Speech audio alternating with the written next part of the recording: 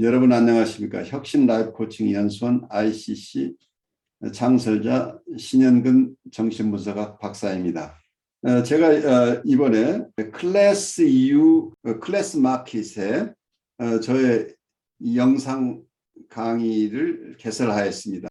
이번에 처음 개설한 강의는 정신분석적 인간 이해 과목입니다. 제가 하는 강의 내용을 여러분께서 잘 아실 수 있도록 이 과목의 소개 영상과 첫 번째 강의 정신분석학의 정의와 두 가지 기본적 가설을 주제로 한 강의 영상을 여러분께 소개합니다. 이 두 개의 영상을 보시고 더 관심 있으신 분들은 직접 제 클래스 사이트로 들어가셔서 클래스에서 어떤 것이 진행되는지 검토하시고 여러분 주위에 있는 분에게도 제 강의가 있음을 알려주시면 고맙겠습니다. 여러분 감사합니다.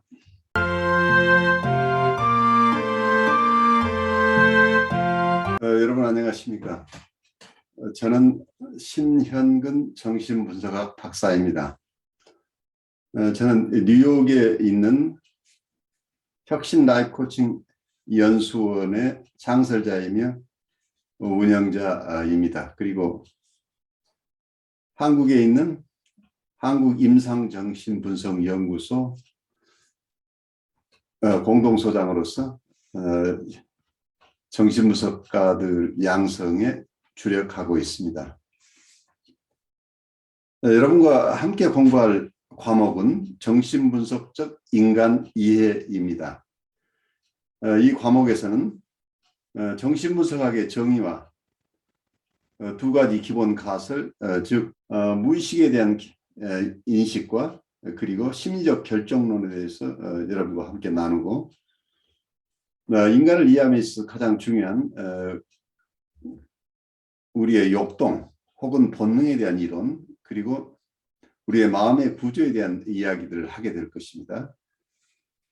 이를 기반으로 원본능과 자아를 어떻게 구별할 것인가 그리고 자아는 어떻게 발달하는 것인가 그리고 자아와 원본능 간의 갈등이나 대립이 있을 수 있는데 이 자아가 스스로를 방어하는 여러 가지 기능이 있는데 이 자아가 가지는 방어 기제들은 어떤 것인가 하는 얘기를 나누면서 자아의 발달에서 가장 중요한 대상관계를 어떻게 이해할 것인가 그리고 대상관계가 발달함에 따라서 초자아가 발달하게 되는데 초자아의 발달 과정과 그 기능에 대해서 여러분과 함께 나누고 그리고 정신분석이 무의식의 세계를 기반으로 하기 때문에 실수와 재치 그리고 꿈에 대해서 함께 공부하겠습니다.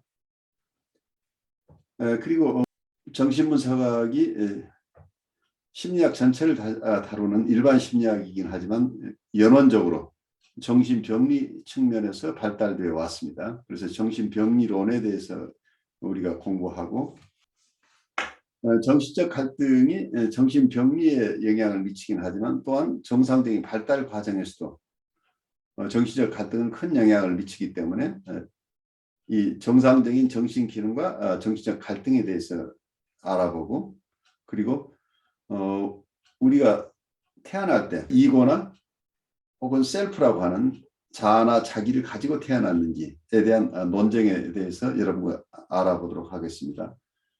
그리고 저는 정신분석에는 다양한 학파들이 있는데 이 다양한 학파들을 각각 독립된 것으로 보지 않고 다양한 정신분석들을 정신분석에는 큰 틀 안에서 통합해야 내야 될 필요가 있다고 봅니다. 그래서 통합적인 정신분석이 왜 필요한가 하는 얘기를 우리가 나누게 되겠고 그리고 정신분석 자체가 영성과는 어떤 관계에 있는지 우리 인간 발달을 중심으로 인간을 이해한다고 할 때 정신분석과 영성과는 불가분의 관계에 있다고 봅니다. 이런 다양한 측면들을 여러분과 함께 공부할 수 있기 바랍니다.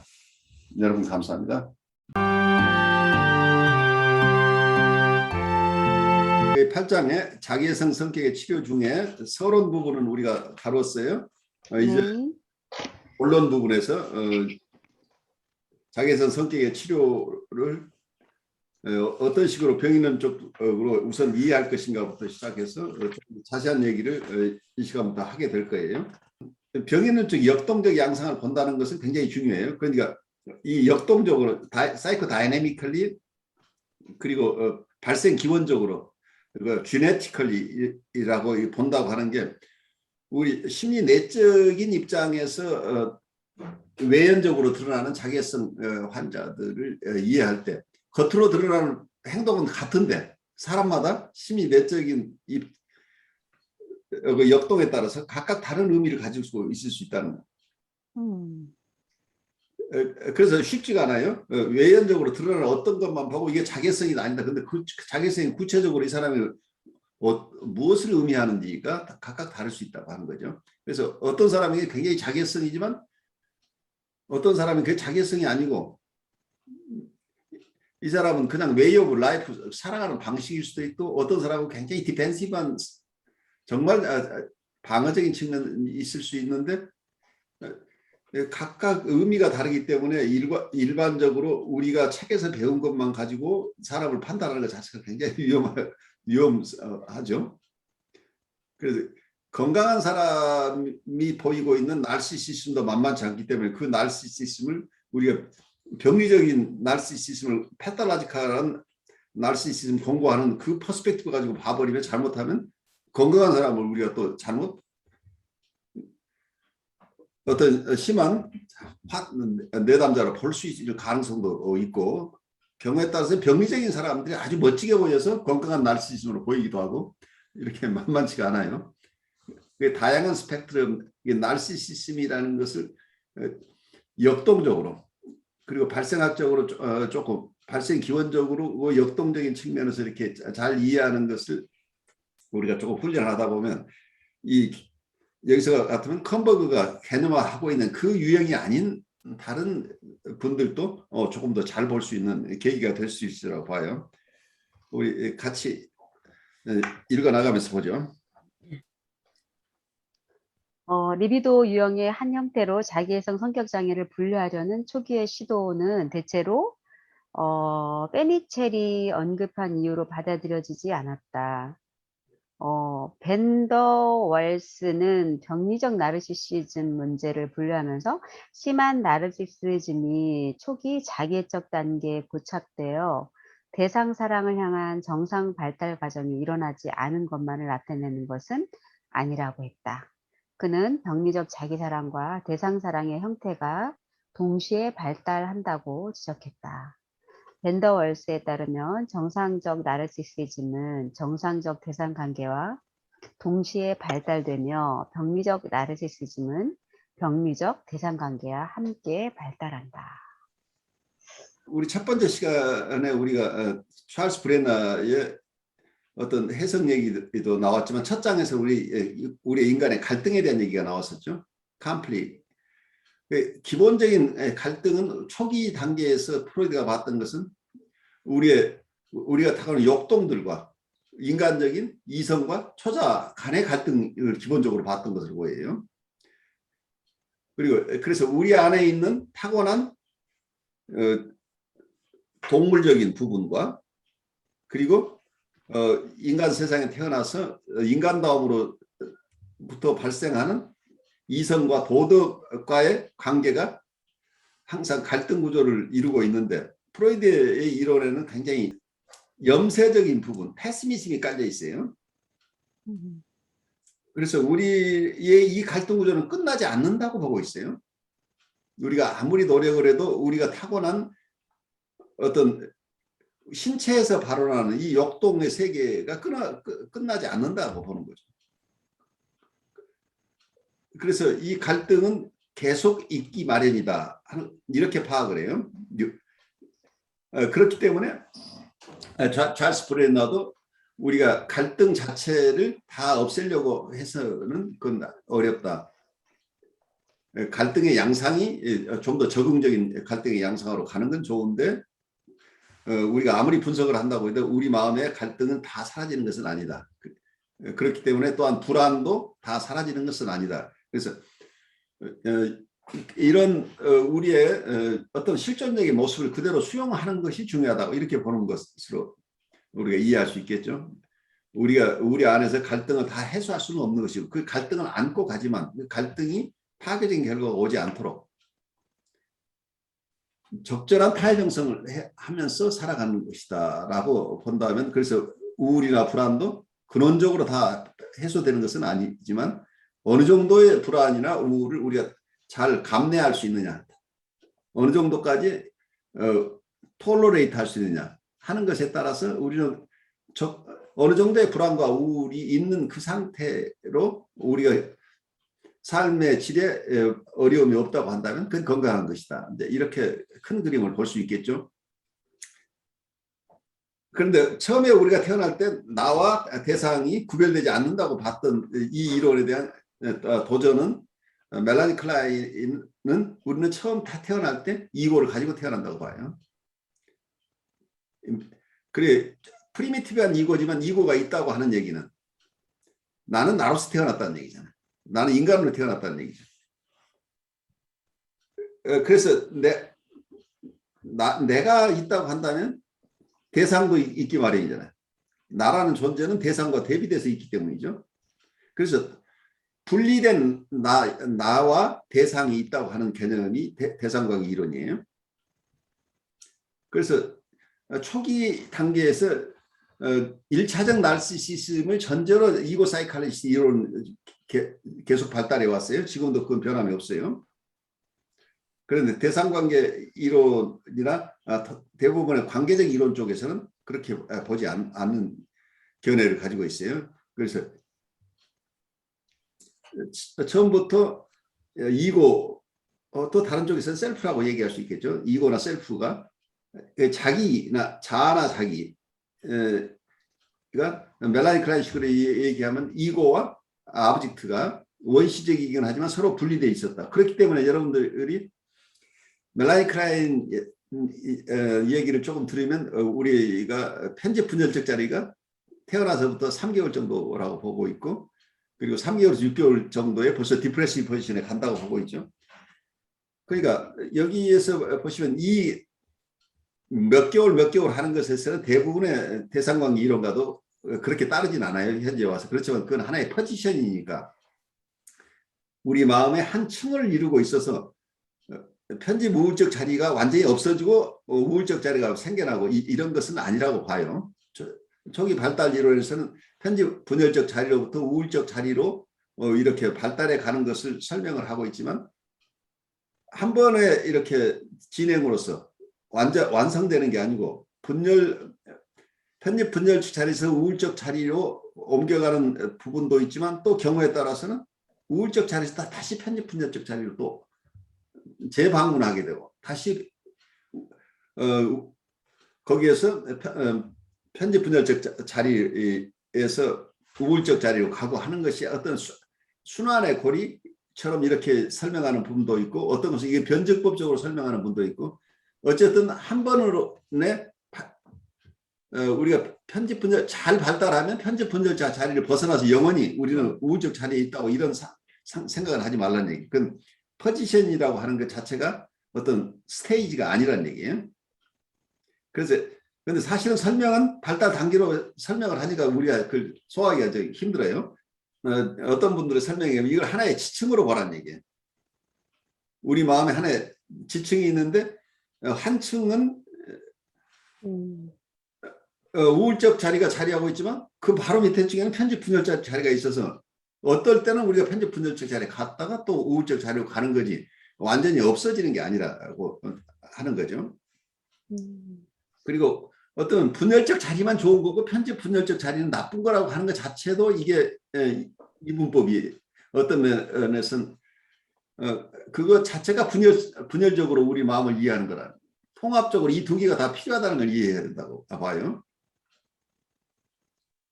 그러니까 여러분 전쟁터에 가는데 우울적 자리에 있으면 살아남겠어요? 그래서 어떤 살벌한 상황에서 자기의 생명을 지켜야 될 경우에는 편집 분열적 자리로 우리가 돌아가지 않으면 자기를 디펜드 못해요. 그래서 디프레시브 포지션으로만 우리가 살아가는 게 아니라는 것을 이해하시고 편집분열적 자리도 우리가 항상 같이 가지고 있으면서 우리가 어려울 때는 위기 상황에서는 항상 우리의 방어는 찰스 브렌다가 봤던 부분도 그거죠. 방어는 우리의 마음의 기능 모두를 다 사용한다고 얘기를 했죠. 그래, 분열을 하고 투사하고 투사하게 동일시를 사용하는 어떤 아주 원시적인 방어 기제잖아요. 그 방어 기제가 한번 우리 일정 시기에서 그 과정을 거쳤다고 그래서 다시 돌아가지 않는 게 아니라는 우리의 살아가는 연장 속에 다 일부러 포함되어 있어서 필요하면 다 사용하는 거라는 거예요. 그런 입장에서 멜라니 클라인의 이론을 이해를 하는데 멜라니 클라인 입장에서 보면 처음 아이들이 굉장히 큰 배드 아브젝트에 대한 얘기들을 하죠. 그러니까 그 환상 속에서 어머니를 공격하고 그 어머니 몸에 있는 것을 다 훔쳐내고 하는 이런 환상들이라고 하는 게 어떻게 지금 갓 태어난 아이들이 이런 환상을 가질 수 있느냐. 그리고 어떻게 디프레시브 포지션은 3개월에서 6개월에 아이들이 그 정도 성숙할 수 있겠냐. 이런 얘기들을 하죠. 많은 초기에 이고 사이칼리스트들 거기에 대해서 미국의 이고 사이칼리스트들이 대상관계 이론을 굉장히 비판을 했는데 유아 관찰을 한 결과로는 유아 관찰의 경우에는 우리가 생각한 것보다 굉장히 일찍 아이들은 이미 자기를 가지고 있다고 보인다는 얘기예요. 대상하고 구별을 못하는 게 아니고 아주 조그만 아이들도 자기를 지켜내고 자기하고 대상을 구별해서 이렇게 행동하는 것을 관찰된다는 얘기예요. 그래서 실증적으로는 우리가 처음부터 자기와 대상을 구별하는 이런 상태로 태어났다고 보는 것이 합리적이라고 하는 견해를 가지는 분이 많이 늘어나고 있어요. 근데 그 현상인데 어쩌면 초심리학으로서 프라이머리 나르시시즘을 인정하는 것이 좋으냐 안 좋으냐 하는 것은 또 별개의 문제겠죠. 어떠면은 우리의 임상에서 나르시시스틱 환자를 이해하는 과정 속에서는 그런 그게 실제 일어나는 거라기보다는 정서적인 문제로 본다면 나와 대상이 없는 이런 자기적 전이가 일어나는 상태들을 우리가 생각을 하면 그런 개념도 필요할지도 모른다. 그러니까 실제 우리의 마음이라고 하는 것은 어떤 신비체이기 때문에 우리가 어떤 모습으로 우리 마음이 생겨났는지를 단정할 수는 없지만 이게 큰 두 가지 가설, 하나는 처음부터 나라는 게 있었고 대상과 구별이 된다고 하는 이론과 처음에는 나와 대상이 구별되지 않는다는 이론, 이 두 가지가 있는데 어떤 학자들은 각자 인간에 대한 이해나 임상 이론을 전개하는 과정 속에서 아까 같은 큰 가정 두 개를 하이파시스를 가지고 출발한다. 그런데 그 자체가 실증적으로 관찰되는 것으로는 멜라니 클라인의 견해가 맞다고 일반적으로 보이기는 하는데 임상 이론으로 가져갈 때 프라이머리 나르시시즘이라는 개념을 완전히 버리는 것이 더 도움이 될 것인지 아니면 그것이 실제로 검증되는 것은 아니지만 그 개념 자체는 도움이 되는 개념인지에 대한 판단은 유보하고 우리가 두 가지 이론을 다 공부하는 게 도움이 될 것 같아요. 그런데 이제 이 이론의 차이가 어떤 결과로 오냐면 프라이머리 나르시시즘을 주장하는 이고 사이칼리스트 입장에서는 그 이론에 너무 충실하다 보니까 어떤 생각을 하냐면은 누라티간 환자들이 퇴행이 심해지면 이런 자아와 대상이 구별되지 않은 초기 상태로 그 퓨전의 상태, 너와 내가 그 하나인 상태로 돌아간다는 것 자체는 이고 사이칼리스트 입장에서는 이건 케이아틱한 상태고 그렇기 때문에 이건 사이카틱한 상태로 보는 거예요. 그래서 사이카틱한 상태로 퇴행할까 봐 굉장히 두려워하는 게 이고 사이칼리스트의 원래 입장이에요. 그래, 그건 이 사이카틱한 상태를 두려워하는 것 쪽에서는 뭐냐면 사이카틱한 상태는 자기와 대상이 구별되지 않은 이 상태를 사이카틱한 상태로 보기 때문에 임상에서 카우치에 있던 환자가 갑자기 퇴행이 확 심해질 경우에 이고 사이카리스트는 이게 굉장히 두려우니까 이분들 일어나라고 그래서 카우치에서 이렇게 세워서 현실 치료 쪽으로 바로 들어가면서 이분들이 더 이상 퇴행이 일어나지 않도록 하는 쪽으로 치료를 선회할 가능성이 있다고 그래요. 왜냐하면 이분들은 이 프라이머리 나르시시즘에 대한 회귀가 어쩌면 사이카틱한 상태로의 회귀이기 때문에 그렇게 되면 굉장히 큰 실패를 경험할 수 있다고 느끼기 때문에 이분들은 환자를 선택할 때 뉴라틱한 환자까지만 선택하는 이유가 이제 이런 거하고 연결되는 거죠. 해석을 수용할 수 있는 사람은 뉴라틱한 환자들이죠. 그래서 뉴라틱한 환자까지가 정신분석적인 방법으로 치료할 수 있는 대상인데 그렇지 않고 너와 내가 잘 구별되지 않는 상태, 우리가 요즘 말하는 보드라인이나 사이카틱한 사람들은 정신분석적인 방법으로 치료할 수 없다고 하는 이유가 바로 이분들을 해석을 하게 되면 바로 이런 퇴행이 일어나서 사이카틱한 상태로 가기 때문에 이 프라이머리 나르시시즘에 대한 어떤 강박이 있다는 얘기예요. 이분들에게는 프라이머리 나르시시즘 가면 큰일 난다고 하는 강박 때문에 이렇게 이분법적으로 생각을 한다는 얘기예요. 대상광 이론가들은 환자의 층에 상관없이 다 해석을 한다는 얘기예요. 보드라인이나 사이카틱한 환자까지도 이분들은 해석을 하려고 해요. 근데 멜라니 클라인은 정말 어린아이들에게도 해석을 했었죠, 과거에. 근데 그렇게 극단적이진 않지만 요즘은 조금 다 완화된 상태에서 실제 임상 상황에서는 크게 차이가 안 날 수 있지만 기본적으로는 대상광 이론 쪽에서는 뉴라틱하거나 사이카틱하거나 보드라인 이런 구별보다는 어떤 환자들이든지 자기가 셀프가 있다고 봐요. 셀프가 있고 아브젝트가 있으니까 해석으로 도울 수 있다고 보는 거예요. 그러니까 아까처럼 이고 사이카리스트는 자기와 남이 구별되지 않은 상태를 가정할 때는 이 해석을 하게 되면 큰 사고가 날 거라고 보는데 대상광 이론 쪽에서는 미약 하나와 셀프가 살아있다고 태어날 때부터 우리는 셀프를 가지고 있다고 하는 신념이 있기 때문에 이분은 셀프가 있긴 있지만 혼란스러울 뿐이라고 보는 거죠. 왜 그러냐면 여기서 나오는 이론은 투사익 동일시 이론이에요. 프로젝트 아이덴티케이션 이론은 자기 안에 있는 것을 대상에게 프로젝트 하는 것. 그러니까 자기 것을 남한테 주었으니까 그 대상과 내가 같다고 느끼잖아요. 내 것을 저 사람이 가지고 있으니까. 또 한편은 저 사람이 가지고 있는 것을 내가 인트로젝션 하죠. 내사를 그러니까 인트로젝티브 아이덴티케이션이 일어난 내사적 동일시가 일어나는 이게 동일시가 양면으로 일어나는 하나는 프로젝티브 아이덴티케이션 투사적 동일시가 일어나고 한쪽에서는 내사적 동일시가 인트로젝티브 아이덴티케이션이 일어나니까 동일시가 양쪽으로 일어나니까 대상하고 자기가 내 것은 저기다 맡겨놓고 저 것 또 내가 가져오니까 그래서 혼란스럽게 느껴지는 것일 뿐이라는 얘기예요. 실제로는 셀프하고 대상을 구별이 돼 있는 상태에 있다고 전제를 하기 때문에 이 프로젝트 아이덴티케이션 잘 해석해 줘서 이런 이 해석을 통해서도 이분들을 도울 수 있다는 신뢰를 가지고 있기 때문에 그러니까 셀프하고 아브젝트를 구별할 수 있는 그 환자에 대한 신뢰가 있기 때문에 어떤 면에서는 해석을 과감하게 할 수 있는 바탕이 있다는 얘기예요. 그래서 임상적으로 큰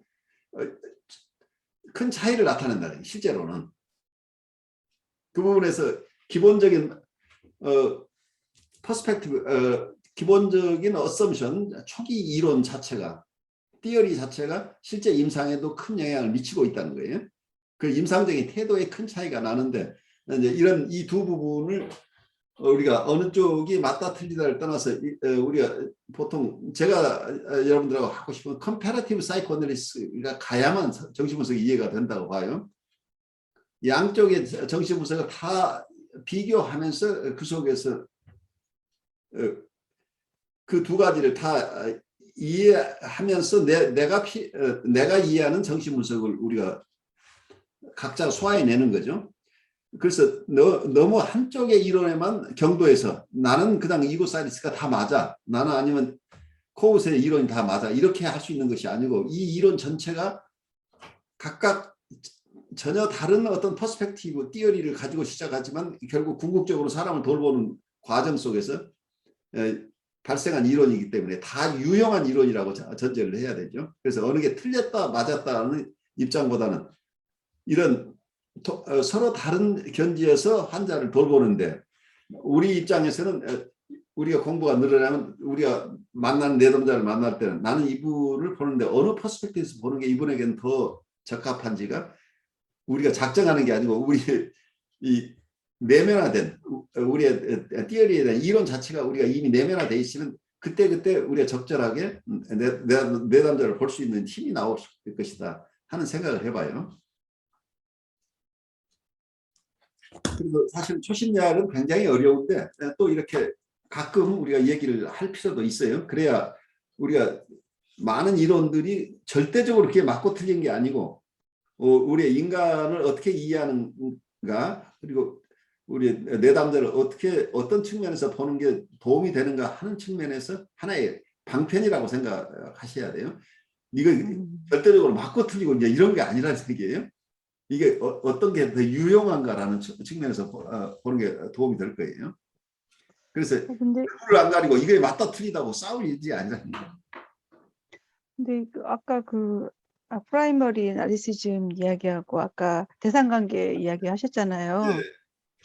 근데 그 두 가지 이야기를 이렇게 병행하셔 설명을 하니까 제 내담자가 고민했던 내담자가 이해가 확 돼버렸어요. 그래요? 아주 1차적 나르시즘에 너와 내가 융합돼 미분화된 상태에 있던 갑자기 사이코틱해진 내담자가 있었거든요. 갑자기. 너무 사이코틱해져가지고 막 현실과 그걸 구분하지를 못해버리는 거예요. 그러니까 이게 막 너무 두려워가지고 본인이 실제로 사람을 죽일 것 같은 게 경찰에 신고해달라고 저한테 막 계속 그러는 거예요. 자기가 사람을 죽일 것 같다고. 근데 그런 상황에서 아까 이야기했던 자기 안에 들어있던 어떻게 보면 초차적 동의시와 내사적 동의시가 왔다 갔다 하는 거잖아요. 그렇죠. 네. 제가 그 내담자를 이해하는 도움이 됐어요. 방금 이야기한 두 가지가 같이 병용되면서. 그래서 어떤 면에서는 대상관계 이론가들이 사이카틱한 환자들을 잘 본다고 그래요. 사이카틱한 환자들을 볼 때는 대상관계 이론이 파워풀할 수 있다는 얘기예요. 경우에 따라서는 두려워하지 않고 이분들을 볼 수 있는 힘이 있죠. 환자 내담자의 셀프에 대한 신뢰를 배경으로 지금 하고 있는 거죠. 얘는 완전히 어떻게도 할 수 없는 그러니까 원초적으로 대상과 자기를 구별하지 못하는 이런 그냥 한 덩어리로 돌아가 버렸다고 한다고 우리가 손을 쓸 수가 없잖아요. 그렇지만 이분이 지금 혼란스러울 뿐이지 자기 셀프하고 오브젝트를 구별할 수 있는 사람이라는 신뢰가 있으면 어떤 면은 조금 더 설명하고 이분을 안전하게 우리가 도울 수 있는 방법을 더 좀 강구할 수 있겠죠. 우리가 어떤 면에서는 프라이머리 나르시시즘에 대한 어떤 강박관념이 있게 되면은 한쪽에서는 우리의 역전이가 이걸 감당 못할 수 있을 수도 있잖아요. 우리가 두렵잖아요. 이 사람이 바로 사이카틱한 상태로 가버린다는 두려움 때문에. 그렇지만 아까 프로젝티브 아이덴티피케이션이나 인트로젝티브 아이덴티피케이션, 투사익 동의시나 내사익 동의시에 대한 우리가 이해를 조금 깊이 한다면 이분이 왜 이렇게 혼란스러운 상태에 있고 현실 검증 능력을 상실했는지, 그럼 어떻게 하면 이 사람이 현실 검증 능력을 회복할 수 있는지도 어쩌면 그 속에서 찾을 수도 있잖아요. 그래서 조금 더 임상적으로 우리가 좀 더 담대하게 볼 수 있는 힘도 대상관계에 있지 않느냐 하는 생각이 들어요. 교수님, 좀 엉뚱한 이야기일 수도 있는데요. 네. 정신증 환자들의 어떤 증상들을 보면은 이제 망상이나 어떤 이런 것들이 항상 동반하잖아요. 어떻게 그렇죠. 보면. 그렇게 한다면은 실은 항상 대상이 있더라고요. 대상이죠, 항상. 네, 대상이 있어서 그들이 나를 죽이려고 한다. 나에게 지시를 한다. 바로 그거죠. 어떤 이런 거잖아요. 그러니까 어떤 그 증상에서도 실은 대상이 있거든요. 그러니까 그것을 계속 이고 사이칼스 초자라는 얘기를 하고 있는데 저는 보통 임상에서 보면 그 초자라고 하기보다는 네. 배드 아브젝트란 말이에요. 네. 그러니까 아브젝트가 가까울 있다는 것 얘기예요. 이 같아요. 사람이 사이칼스 네네. 상태에 있지만 그 대상 때문에 두려워하잖아. 그러니까 대상 관계가 병리적이라는 얘기잖아요. 그러니까 병리적인 나르시시즘은 병리적인 대상 관계하고 함께 간다는 얘기예요. 예. 왜냐하면 자기와 대상은 항상 값이 있기 때문이에요. 그래서 건강한 나르시시즘을 가진 분은 건강한 대상 관계를 하게 되고 병리적인 나르시시즘을 가진 분은 그러니까요. 대상 관계를 할 수밖에 없는데 우리는 이걸 구별을 생각하고 있는데 이게 구별할 수 있는 게 아니고 결국 한 현상이에요. 자기에 대한 인식은 대상에 대한 인식하고 맞물려 있기 때문에 자기를 잘못 인식하는 사람은 대상을 바르게 인식할 수가 없잖아. 그래서 어떤 대상 관계라는 측면에서 하나의 축으로 우리를 이해하는 것이 굉장히 이때는 파워풀하죠. 한쪽만 가지고 볼 게 아니고 이 양쪽을 같이 살필 수 있는 어쩌면 비온이 얘기하는 양안적인 시각이죠. 그 아까 말노 이야기도 했는데 실은 이게 무슨 이제 어떤 개인의 어떤 그 자아의 발달 과정에 대해서 설명한 거기도 하지만 실은 뭐 융합이나 분리개별화를 얘기할 때 대상 관계. 보면은 뭐와 융합했을 그렇죠. 대상 것이고 관계죠. 뭐와 분리했을 것이고 라는 걸 할 때 보면은 그것도 하나의 오브젝트라는 거잖아요. 그게 대상이라는 대상 관계 이론. 거잖아요. 그러니까 말로 네. 이고 사이칼리스트 중에서 이고 사이칼리스트가 현대에 오면서 대상 관계 이론을 거의 다 흡수해서 어디까지가 이고 사이칼리스트인지 대상 관계인지 몰라요. 그런데 가장 기본적인 이 프라이머리 나르시즘이라는 부분에서는 서로 다 이걸 용해하지 못한 부분이 있죠. 그래서 그건 대상이 없는 상태다. 이제 이렇게 얘기를 한 거죠, 지금.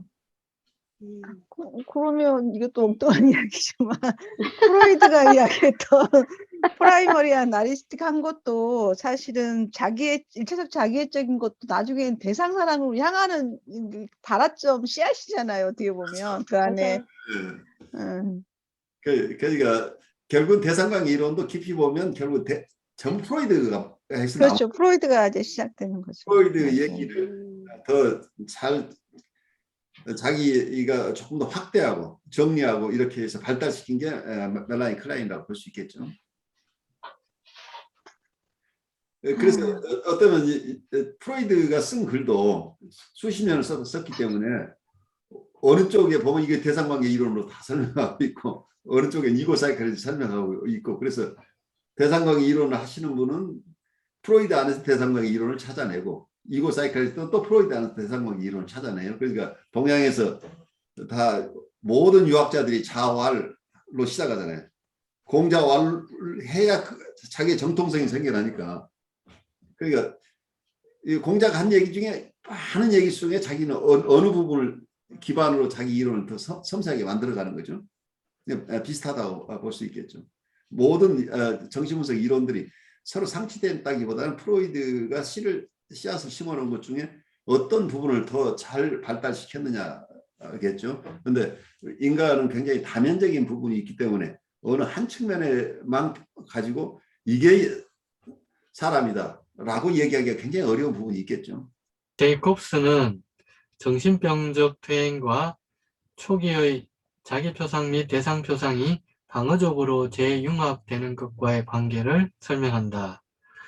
제이콥슨에 따르면 초기 발달 단계에서 자기상과 대상상이 서로 분화되면서 현실 검증과 자아 경계가 발달할 때 초기의 중요 대상과의 관계에 심한 좌절을 경험하면 자기상과 대상상이 재융합된다. 재융합은 대상을 원하는 것과 대상을 두려워하는 것 간의 갈등을 피할 수 있게 하는 기제이지만 너무 위험하다. 이때 자아 경계가 흐려지고 현실 검증이 상실되어 정신병적 퇴행이 일어나게 된다. 이런 현상은 자아 경계가 안정되고 현실 검증이 유지되는 자기애성 성격 내담자에게는 일어나지 않는다. 레이치는 자기애성 성격 장애는 퇴행적 융합이 원시적 자아 이상과 자기 간에 일어난다고 하였다. 필자는 내재화된 자기상과 대상상의 재융합 과정이 자아 경계가 이미 안정되게 발달된 자기애성 성격 장애에서 일어난다고 본다. 이 점에서 이상적 자기, 이상적 대상과 현실적 자기상의 융합이 대인관계에서 견딜 수 없는 현실에 대한 방어로 일어난다. 이때 외부 대상과 대상상의 평가절하와 파괴도 함께 일어난다. 환상에서 이 내담자는 외부 대상과 내재화된 대상 표상에 대한 정상적인 의존성을 부정하고 자기 스스로를 자기 이상상과 동일시한다. 즉 다음과 같이 말하는 것 같다. 내 이상에 따라 살지 않아서 거부될까봐 두려워할 필요가 없어. 그게 나를 사랑할 이상적인 사람에게 사랑받을 수 있게 하는 유일한 것이라도 말이야. 왜냐하면 이상적인 사람, 그 사람에 대한 나의 이상상, 나의 현실적 자기는 모두 하나이기 때문이지. 그리고 그것은 내가 사랑받고 싶은 이상적인 사람보다 더 낫기 때문에 나는 더 이상 다른 사람을 필요로 하지 않아. 즉, 팽창된 자기 개념이 만들어지면서 현실적 자기, 이상적 자기와 이상적 대상 간 정상적인 긴장이 제거된다. 팽창된 자기 개념에는 현실적 자기, 이상적 자기 및 이상적 대상이 혼돈된다. 동시에 받아들일 수 없는 나머지 자기상은 억압되고 외부 대상에 투사되어 평가절하된다. 이 과정은 이상적 자기상과 이상적 대상상 간의 정상적인 분화와는 현저히 다르다. 둘 모두 대상의 내재화된 요구를 나타낼 뿐만 아니라 그 요구가 채워진다면 이 대상에서 만족을 얻을 수 있다는 것을 나타낸다. 정상적 초자아는 이상적 자기상과 이상적 대상상을 통합한다. 현실적 자기상과 그렇게 통합된 이상적 자기상 간의 긴장은 자아와 초자아 간 긴장이 된다. 그러나 병리적 나르시시즘 내담자는 이상적 자기, 이상적 대상 및 현실적 자기상 간의 융합으로 인해 초자아를 통합할 수 없다. 자, 여기 왜냐, 초자를 통합할 수 없다는 얘기가 무슨 얘기일까요? 조금 어렵긴 한데 이렇게 요약을 하면 거기에 정상적 초자는 이상적 자기상과 이상적 대상상을 통합하는데 현실적 자기상과 그렇게 통합된 이상적 자기상 간의 긴장은 자아와 초자아 간의 긴장이 된다. 이게 이제 정상적인 경우인데 병리적 나르시즘 내담자는 이상적 자기, 이상적 대상과 현실적 자기상이 다 융합돼 버린다. 여기서 컴버가 얘기하고는 정상적 초자라는 초자 개념은 굉장히 넓어요. 사회적인 규범이라는 개념도 있고 어떨 때는 양심이라는 개념도 있고 또 어떨 때는 자기가 되고 싶은 자기가 바라는 앞으로의 자기. 그러니까 나르시시즘을 미래로 옮겨놓은 거예요. 그 현재 내가 이루고 있지 못하지만 앞으로 나는 이런 사람이 되고 싶어 하는 게 자아 이상이죠. 근데 이 자아 이상이 여기서 컴버그 이야기는 이게 자아 이상이라는 개념을 분리해서 여기서 초자라고 하는 것을 자아 이상이라고 읽어보세요. 그러면 자아 이상은 이상적 자기상과 이상적 대상상을 통합한다 하는 얘기 이제 이해하실 수 있을 거예요. 여기서 컴버그는 코웃과 굉장히 대립되는 이론가죠. 그렇지만 컴버그 얘기 속엔 코웃의 개념들이 숨겨져 있지만 거기에 함께 들어와 있는 경우들이 있어요. 이상적 자기상이라고 하는 코웃이 설명할 때는 건강한 나르시시즘을 코웃이 설명할 때 거대 자기, 그랜디오스 셀프라는 개념을 가지고 있죠. 그리고 또 하나는 이상적 부모 원상, idealized parental imago, 이상적 자기 원상이라는 이 두 가지를 자기애가 발달하는 두 개의 축으로 보고 있어요. 근데 이 두 개의 축이라고 하는 게 하나는 거대작이고 이게 이상적 자기죠. 이상적 자아상이죠. 또 하나는 가장 이상적 부모 원상이라고 하는 것, 이상적 대상상이죠. 그래서 코엇이 얘기했던 이상적 거대자기와 이상적 부모 원상을 합쳐서 여기서 이 개념을 만들고 있잖아요. 이 두 가지 개념을 합쳤을 때 자아 이상이라는 얘기가 나오죠. 나는 그런 사람이 되고 싶어가 되는 거죠. 그런데 이 정상적인 초자하고 현실 자아는 다르다는, 이때는 현실적 자기상, 액츄얼 셀프나 뭐라고 하죠? 리얼 셀프, 자기 실제 자기는 이 이상상, 여기서 얘기는 정상적 초자라고 하는 이상적 자기상과 이상적 대상상, 어쩌면 코웃이 얘기했던 두 개의 축으로 말하는 나르시시즘이죠. 근데 미래화된 나르시시즘이에요. 현재 나르시시즘의 장래의 나르시시즘인데 내가 지금 그 상태에 있는 것은 아닌데 이런 상태가 되고 싶다고 하는 거죠. 여기서 이상적 자기상과 이상적 대상상은 앞으로 되겠다고 하는 개념이라고 한다면 이건 정상적이죠. 누구나가 나는 아버지처럼 살고 싶어. 근데 난 또 아버지뿐만이 아니고 내가 살고 싶은 내 이미지를 빌드업하는데 가장 중요한 요소는 아버지나 어머니상이죠. 부모상이죠. 그러니까 부모 원상이라고 하는 개념과 거대자기 이거 합치면, 그래서 어떤 면에서는 코엇이 이걸 둘 나눠놨는데 이걸 또 합쳤죠. 근데 이 얘기는 원래 여러분들이 많이 이해하고 있는 캐런 호나의 얘기는 이걸 아이디얼라이즈 셀프라는 개념을 가지고 있었죠. 이상화된 자기란, 이상화된 자기하고 리얼 셀프 간에 구별을 했었던 게 트루 셀프나 리얼 셀프라는 개념과 아이디얼라이즈드 셀프라, 이상화된 자기상, 이상화된 자기라는 개념을 캐런 호나이가 구별을 했었는데, 이 이상화된 자기상을 어떤 코엇은 아까 두 가지로 나눴다고 그랬죠. 그랜디오스 셀프하고 또 하나는 아이디얼라이즈드 퍼렌탈 이마고라는 이런 거대자기와 이상적인 부모상, 이 두 가지로 발달한다고 그러는데 이걸 다시 합쳐서 정상적인 초자라고 얘기를 하고 있는 거죠. 말하자면 이 정상적인 초자는 이상적인 자기상과 이상적인 대상상이 합쳐졌다. 그런데 이것은 현실적 자기상과 구별된다는 얘기. 이때는 이게 정상적인 사람은 실제 나는 이상적인 자기가 아니라는 것을 이해하고 있지만 나는 앞으로 이런 사람이 되고 싶어요. 그러니까 현재 나르시시즘이 아니고 나의 나르시시스틱한 미래의 상이에요. 내가 되고 싶은 상이. 이건 건강한 관계잖아요. 우리가 어떤 이상을 가지고 사는 거죠. 그런데 병리적 나르시시즘은 이상적 자기와 이상적 대상과 현실적 자기상 간의 융합이라는 얘기예요.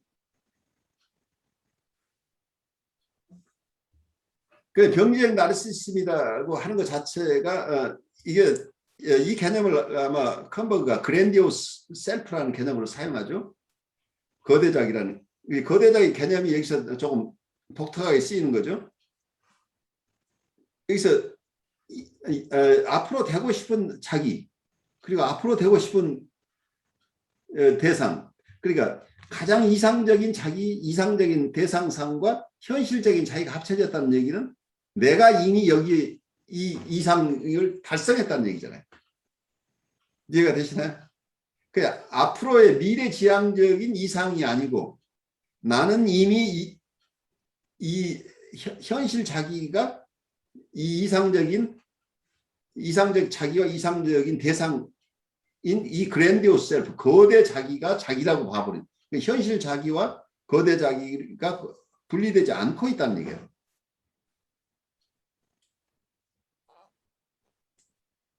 그러니까 이 자기가 이 그랜디오스 셀프 자체가 이렇게 거대하게 되니까 초자가 사라졌다는 얘기죠. 아까 여기서 정상적인 초자라고 하는 건 이고 아이디얼이에요. 그래 이고 아이디얼이 사라졌다는 얘기예요. 앞으로 어떻게 내가 어떤 사람이 되겠다고 하는 개념이 아니고 내가 이미 그 자리에 왔다고 느끼기 때문에 이게 병리적 나르시시즘은 이미 이 사람이 거대 자기예요.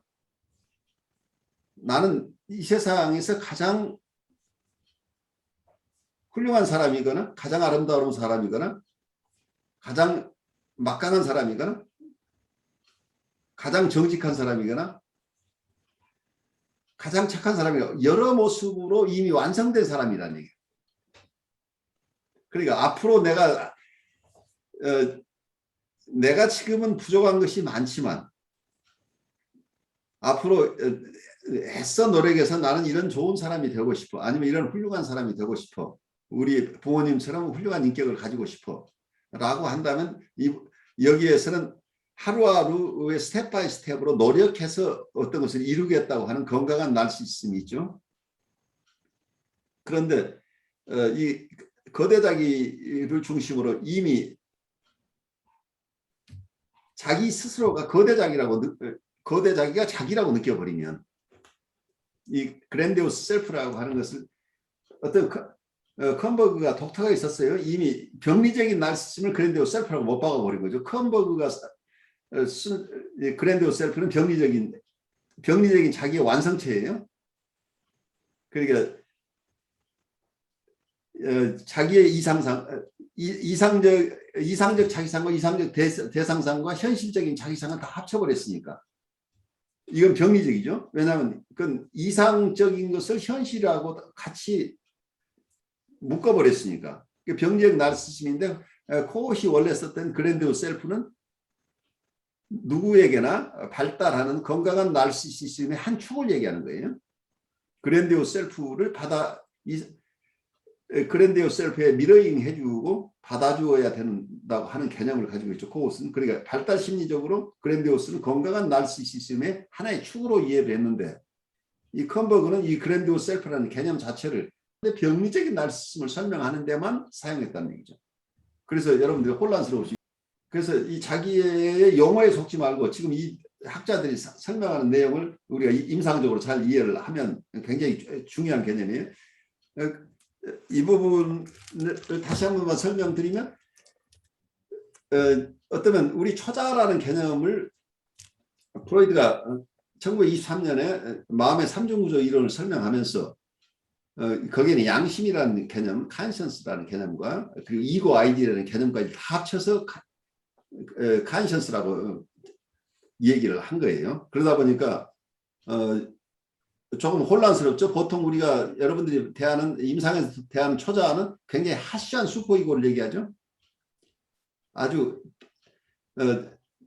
비판적인 자기 안에서 아주 어그레시브한 어떤 텐던스죠. 우리 안에서 자아가 하는 것을 그냥 못마땅해 하면서 가혹하게 판단하고 처벌하는 이러한 초자를 여러분들이 생각하고 있을 때 자기 처벌적인 초자 이런 개념보다는 그 속에는 자아 이상이라는 개념과 컨션스 양심이라는 개념까지 다 포함되어 있어서 여러분들이 슈퍼이고 얘기할 때 제일 혼란스러워요. 이고 아이디얼 속에서는 아이디얼 셀프와 아이디얼 오브젝트가 있다고 포함하고 있다 본다면 이것은 이상적인 거라는 얘기. 앞으로 이런 사람이 되고 싶어 하는 소망이 깔려 있어서 이 현실적인 자기의 현실적인 자기가 앞으로 한 계단 한 계단 노력해서 이런 이상을 실현하고 싶다고 하는 거기 때문에 건강한 나르시시즘이라고 우리가 이해할 수 있는데 병리적인 나르시시즘으로 가게 되면 이 그랜디오스 셀프가 뭘 포함하고 있느냐면 이상적인 자기상과 이상적인 대상상과 현실적인 자기상까지를 합쳐버린다는 거예요. 그러니까 이미 내가 이상으로 생각했던 그 어떤 이미지 자체가 이미 자기가 그걸 이뤘다. 그러니까 현실 자기와 자아 이상을 구별을 못하니 자아 이상과 현실 자기를 동일시에 하는 상황이 됐으니까 나는 이미 이루었다죠. 나는 이미 이룬 사람이라고 하는 개념 속에서 이것은 앞으로 내가 착실하게 애써서 이런 사람이 되겠다가 아니라 나는 이미 이런 사람이라고 느끼고 그런 그랜디오스 셀프가 자기라고 확신하면서 거기에 따라서 굉장히 거기에 따라서 느끼기도 하고 생각도 해요. 행동도 하고. 그러니까 자기가 속고 있단 말이에요. 이게. 이분들이 일부러 그러는 게 아니고 그런 자기상을 갖게 되면 거기에 맞춰서 느끼기도 하고 생각도 하고 행동도 한다는 게 굉장히 어렵다. 그래서 본인이 스스로 이걸 깨닫기는 굉장히 어렵죠. 왜냐하면 그거 자체가 셀프 같아. 자기 현실 자기라고 느끼니까. 그래서 이 구조 그렇다 보니까 자아 이상이라는 건 이미 사라졌잖아요. 그러니까 건강한 초자가 없다는 얘기죠. 건강한 초자가 사라졌다 얘기는 여기서 자아 이상이 앞으로 뭘 이루겠다는 게 아니고 이미 이 사람은 그 경지에 가 있어서 자기 스스로가 우상이 돼 있다는 얘기예요. 네, 마지막에 그 자아 이상 이야기를 들으면서 생각이 나는 게 제가 고등학교 2학년 때 절에 가서 내가 부처다는 이야기를 듣고 굉장히 좀 충격적이었었거든요. 네. 그러면서 그게 어쩌면 제가 좀 자기애성이 있는 것 같은데 가끔씩 착각을 하는 단초가 되지 않았나 싶어요. 그게 제가 살아오면서 많이 위로도 됐지만 한 이게 번씩 우리에게 가장 큰 위로를 주는 거잖아요. 그래서 이게 가장 강렬한 방어수단이라는 얘기. 이 영성을 추구하는 순수한 마음에 어쩌면 좀 더 살펴봐야 되는, 뭐 처음에 내 마음 먹었던 것이 어쩌면 그 안에 좀 더 다른 의도가 있을 수도 있겠다 이런 생각인데, 다행히 제가 늘 부처가 아닌 모습에 어, 실망해 왔기 때문에 그렇게 심각한 상태는 아닌데, 가끔이 아니라 제가 보기엔 대부분의 스님들이 자기애성이 많더라고요. 네. 그래서 남 얘기 잘 안 듣고 자기가 가장 판단한 게 다 옳다고 여기는 성향들이 강해서 뭔가 소통이 잘 안 되는 경향을 좀 많이 느끼는데, 뭐 저하고 비슷한 길을 갔는데 좀 더 이렇게 성직자의 일을 하다 보니까 더 강해진 거 아닌가 이런 생각이 들었습니다. 그래요. 아주 귀한 나눔 주셨어요. 그러니까 우리가 부처라는 것 자체를 깨치는 건 굉장히 중요하겠죠. 그런데 또 현실적인 자아와 이 부처와 관계도 우리가 또 살필 수 있는 현실 검증 능력도 또 필요한 부분이죠. 이거 아까 컴버그식의 거대자기하고 코어식의 거대자기, 과대자기하고 그러니까 자기의 축을 이야기하니까 되게 신선했고요. 되게 이해하기 좋았어요. 그게 왜 그랬냐면 저같이 그 죄책감과 그런 자기 검열, 그 굉장히 센 사람인데 어떻게 보면 자기 검열 자체가 초자가 없어지겠다는 생각이 들어졌어요. 바로 그 자기검열하는 초자는 프로이드가 어느 케이스에서 이 얘기를 했어요. 클리어하게. 이래 하시한 슈퍼이고를 디몰리션 시켜야 된다는. 파괴해야 된다는 얘기. 그래야 우리가 건강해진다는 얘기. 그러니까 프로이드가 한 저작 중에 가장 모호하게 만들어서 사람을 힘들게 만든 게 슈퍼이고 개념인데, 이 슈퍼이고 개념이 어쩌면 캐러널에게 봤던 개념이 정확하다고 봐요. 그건 뉴라틱한 것이다. 슈퍼이고가 강하다는 건 슈퍼이고 자체가 신경증의 증상이라는 얘기예요. 그래서 슈퍼이고를 자랑하지 말라는 얘기예요. 나의 초자아를 자랑하지 말라. 그것을 파괴해야 되는데, 여기에 대해서 프로이드나 페렌치 같은 사람은 아까 디몰리시는 용어를 써. 이걸 없애야 된다는 얘기예요. 그러니까 프로이드가 한쪽에서는 프로이드 읽다 보면 굉장히 컴플릭이 많이 나와요. 어떨 때는 정신 차리고 이쪽 얘기를 할 때가 있고, 딴 때는 엉뚱한 얘기를. 이 사람이 다 프로이드 슈퍼이고 얘기를 너무 많이 해가지고 우리가 헷갈리는데, 사실은 이분은 임상적으로 알고 있었던 거예요. 하시안 슈퍼이고는 디몰리션 대상이라는, 이걸 없애지 않으면 안 된다는. 근데 이게 독재자예요. 지금 가장 강렬한 내적 독재자죠. 이 독재자를 그냥 비율을 맞춰서 내가 그 자유를 획득할 것이냐, 혁명을 일으켜서 파괴할 것이냐 하는 문제예요. 여기서는 혁명이 아니고는 방법이 없다는. 그래서 페렌치 같은 분은 이걸 파괴해야 된다고 보는 견해이고, 스트레이치라는 분이 그분의 이론에서는 이 슈퍼이고를 점점 완화시켜서 조금 하시한 슈퍼이고를 조금 부드러운 슈퍼이고로 바꿔가는 과정을 어떤 정신분석이라고 봤어요. 그래서 여기서 현격한 차이가 일어나요. 그러니까 슈퍼이고를 잘 달래면서 거기에 비율을 맞추면서 조금씩 하시한 슈퍼이고를 정리해 나가는 과정을 정신분석으로 볼 거냐. 또 한쪽에서는 이 슈퍼이고 자체, 하시한 슈퍼이고라고 하는 이것은 병리적인 현상이니까 이것 자체를 타도해서 완전히 없애버리라는, 그러니까 레디컬한 어프로치가 필요하다는 얘기예요. 이 슈퍼이고에 대해서. 그래서 우리 세 분도 이 나를 압박하고 있는 이 슈퍼이고를 어떻게 하면 왕좌에서 끌어내려서 그 동상을 지하에 묻어버릴 것인가를 연구를 하셔야 돼요. 이 슈퍼이고는 그냥 적절하게 내가 완화시키는 게 아니고 이것은 없애버려야 될 대상이라고 이해를 하는 게 어떨까 싶어요. 디몰리션 시켜야 된다는 얘기예요. 그래서 그래야 우리가 자유스러워진다는 얘기예요. 그렇다고 그래서 우리의 도덕적인 황폐함으로 가는 게 아니라는 얘기예요. 그건 별개의 기능이라는 얘기예요. 그래서 어떤 면에서 이 슈퍼이고는 뭐냐면 이드 어그레션이 자기를 향하고 있다는 얘기예요.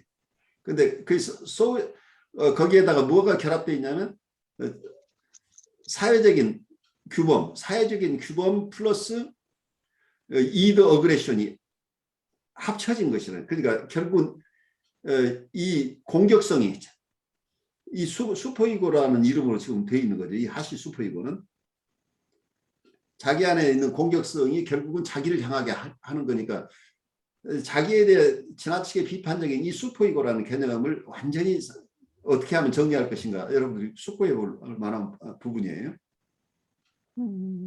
그 부분도 맞는 것 같고, 사실은 여기서 말한 건강한 자아 이상이 있잖아요. 자아 예. 이상. 예. 근데 이게 어떻게 보면 자기 검열이나 또 죄책감에 대한 하시한 초자가 발동됐을 때 어떻게 보면 건강한 초자의 자아 이상이 없어질 것 같다는 생각이 든다는 바로 거죠. 그거죠. 제 말은.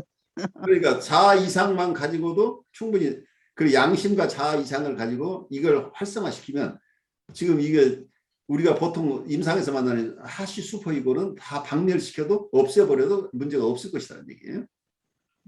우리가 이렇게 되면 비양심적인 사람이 되지 않을까 두려워하고 우리가 우리의 역동을 제어할 수가 없지 않느냐인데, 그렇게 강제적으로 비난하고 자아를 윽박질해서 되는 게 아니고, 내가 건강한 어떤 자아 이상을 가지고 양심을 가지고 이걸 내 안에 있는 여러 가지 다른 세력들을 적절하게 대응해 나간다면 충분히 건강하게 살 수 있는데, 묘한 이 하시 슈퍼이고라는 애가 정신분석에 등장하면서 얘가 많은 사람을 괴롭히고 있다는 거죠.